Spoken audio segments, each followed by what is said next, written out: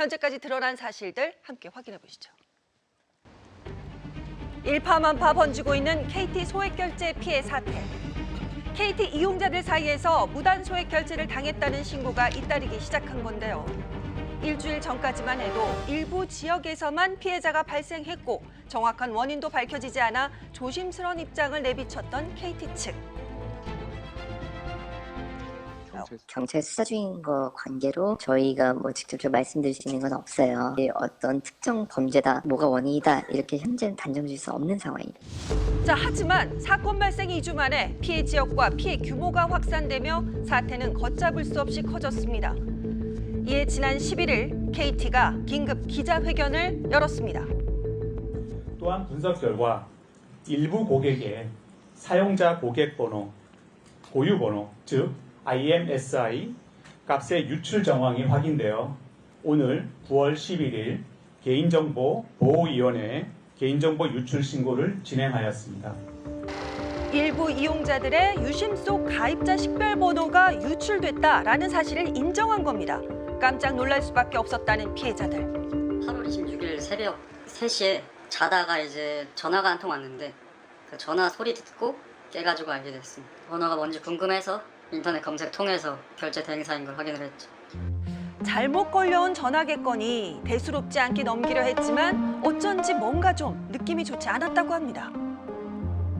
소액 결제 내역 확인해 보니까 제가 결제한 적 없는 문화상품권 오. 48만 원어치가 결제돼 있었습니다. 네, 나도 모르는 사이 빠져나간 48만 원. 이후 알게 된 사실은 더 황당했다고 합니다. 제 아이디고 또 제가 만든 적이 없던 아이디고 그 해당 밑에 뭐 어디 IP에서 결제됐는지는 떠 있는데 저는 금천구 거주하는 사람인데 새벽 3시에 강남구에서 결제가 된 사실이죠. 주소지인 금천구도 아닌 강남에서 무단 소액 결제가 이루어졌던 건데요. 곧장 KT에 피해 사실을 알렸다는 성철 씨. 전화를 했더니 이제 그런 건에 같은 경우는 저희가 지금 당장 할 수 있는 게 없고 경찰에 신고를 먼저 한 다음에 그때 이제 대응을 해줄 수 있다. 저번 주쯤에 이제 제 피해 금액에 관련해서 제 평소에 사용하던 통신비만 빠져나갈 거다라고 얘기를 했었죠. 하지만 그 말이 신뢰가 가지 않았다고 합니다. 이유는 바로 이건데요. 명세서는 아직까지 이렇게 남아 있습니다. 여전히 명세서에 피해 금액이 남아 있었기 때문입니다. 이대로 카드 대금이 빠져나갈까 불안하다는 그래서 성철 씨. 상에서는 52만 원이 그대로 찍혀 있는데 KT 측에서 잘못해서 일어난 사건이라 그쪽에 대한 믿음도 그렇게 크지 않고 불안하긴 하죠. KT 자체 조사 결과 피해자들의 휴대전화가 정상 KT 기지국이 아닌 불법 초소형 기지국의 신호를 받았다는 사실이 뒤늦게 확인이 된 건데요. 전파가 잘 터지지 않는 곳에 설치해 인터넷 속도와 통화 품질을 개선해주는 장비가 범죄에 악용이 됐던 겁니다. 이런 기계 많죠. 자, 그렇다면 왜 하필 KT가 범죄 표적이 됐을까요? KT가 여기 15만 개란 말이에요. 워낙 많아서 그랬는지 그 관리가 좀 부실해가지고 설치도 뭐 원하면 본인이 직접 할 수 있게 해주고 특히 회수 있죠. 회수 조치가 미흡했다고 많은 사람들이 그래요. 자, 현재 국내에서 초소형 기지국을 가장 많이 운영 중인 KT. 하지만 관리는 미흡하다 보니 초소형 기지국이 민간에 유출됐을 가능성이 있어 보인다라는 겁니다. 과연 전문가의 주장이 사실일까요? 여쭤보고 싶은 게 혹시 그 초소형 중계기 혹시 펜토셀 혹시 판매를 하시나요? 네. 그런 건 따로 KT 중계기 혹시 그거 그런 건 없어요. 그런 거 알아요. 네, 하지만 KT 초소형 기지국을 시중에서 구할 수는 없었습니다. 네. 자, 그러다 알게 된 뜻밖의 사실이 있는데요. 좀 여쭤보고 싶은 게 집에서 쓰다가 이제 계약 기간 끝나서 이사 갈 때 버리고 판다 이런 식으로 그런 것들 거야. 반납하지 않고요. 내가 지금 바로 갈 거니까 계산서를 먼저 하셔가지고 가만 가야지. 이렇게 KT 초소형 기지국이 온라인상에서 개인 간에 거래되고 있다라는 겁니다. 실제로 중고거래 사이트를 보니 KT 초소형 기지국을 사고 파는 글을 심심치 않게 찾아볼 수 있었는데요. 자, 전문가는 만약 초소형 기지국이 범죄자의 손에 들어간다면 통신망 보안에 심각한 문제가 생길 수 있다라고 지적하고 있습니다. 2013년, 14년에는 우리가 2G, 3G가 살아있었어. 그거는 보안이 좀 약해요. 그러니까 그런 분이 있어요. 이게 뭐 펜토셀을 통해서 해킹됐다 주장하는 교수도 있어요. 네, 일부 전문가들은 불법 초소형 기지국을 이용해 개인정보를 빼낼 수 있다라고 주장하고 있는데요. 어디야? 저요. 소파에 앉아있어요, 그냥. 알았어. 좀 더 다시 전화해봐. 이게 뭐예요? 네. 끊어.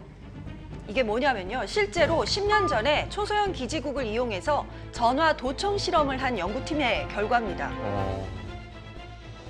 지금 이 통화를 펜토셀에 연결해 도청하였습니다. 도청한 파일을 재생해 보겠습니다. 거예요? 어때요? 왜요? 어디야? 저요. 소파에 앉아있어요, 그냥. 그대로 도청이 다 됐죠. 네. 예, 정말 초소형 기지국만을 이용해 전화 도청, 문자 내역 확인 등 개인정보를 빼내는 것이 가능했다라는 겁니다. 심각한데요. 자, 이에 KT 이용자들의 불안감은 높아질 수밖에 없죠. 10년 넘게 이용했는데 소액 결제 사건 때문에 유심히 갚으려고 이것도 불안하게. 네, 자발적으로 유심 교체에 나선 피해자도 있습니다.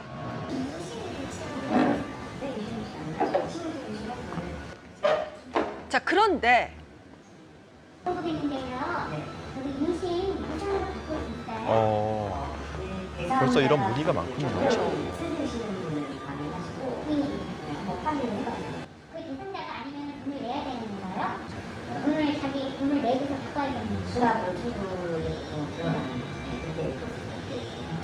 그러니까 유심을 교체하려면 돈을 내야 된다라는 대리점 관계자의 말에 돌아서난 이용자.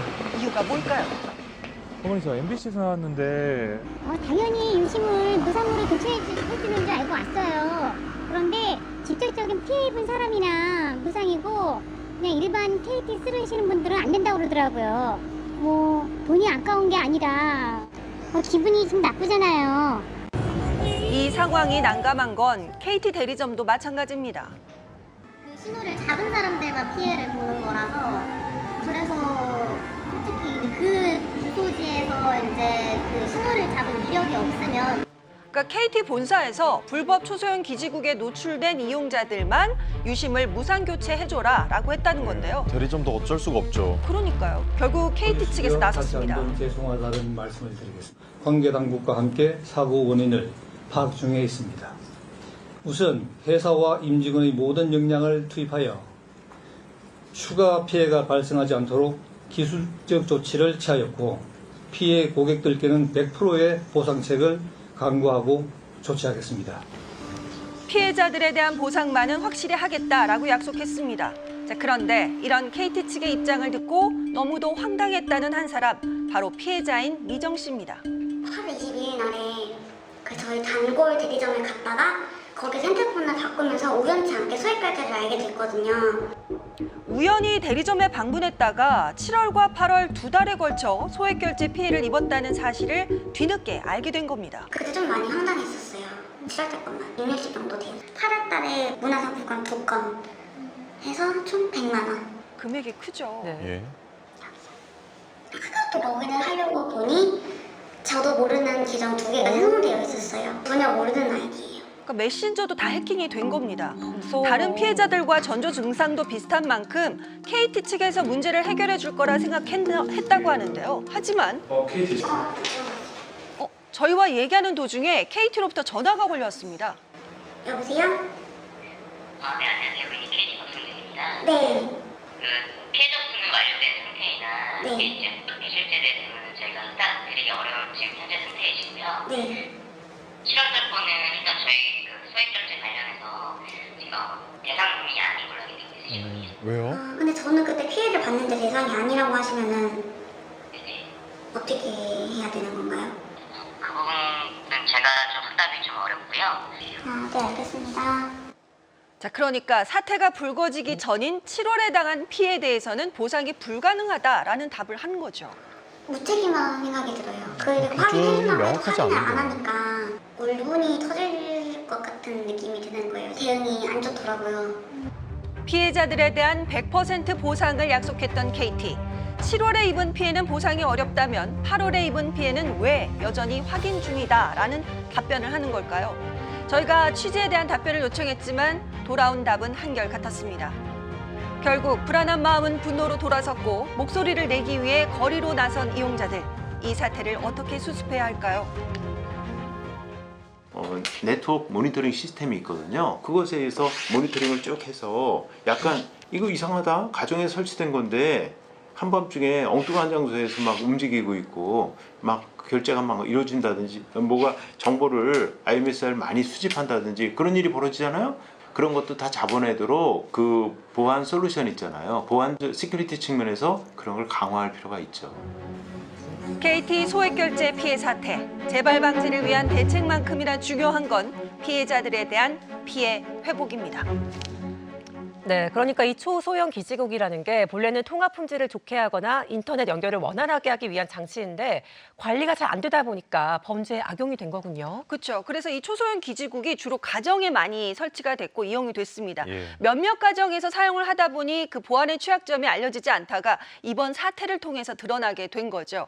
근데 문제는요. 이렇게 범죄에 악용될 수 있는 초소형 기지국이 정부의 관리 대상이 아니다라는 점입니다. 예. 그 이유를 보니까 2010년도에 방송통신위원회가 초소형 기지국을 설치할 때 정부에 신고하지 않고도 자유롭게 설치할 수 있도록 한 거예요. 네. 이렇다 보니 그 당시에 가정이나 사무실에 상당히 많이 설치가 됐거든요. 정부의 관리 대상이 아니다 보니 초소형 기지국이 어디에 어떤 기종이 설치가 됐는지도 명확하게 파악이 안 된 상황이고 그래서 이번 사태의 원인으로 추정되고 있는 초소형 기지국도 출처와 기종이 명확히 파악이 안 됐습니다. 네. 일단 정부에서는 이 같은 초소형 기지국과 관련해서 보안 기준을 강화하고 관리 체계를 재정비하겠다라고 밝혔는데 추가 피해가 없으려면 발빠른 대처가 필요해 보입니다.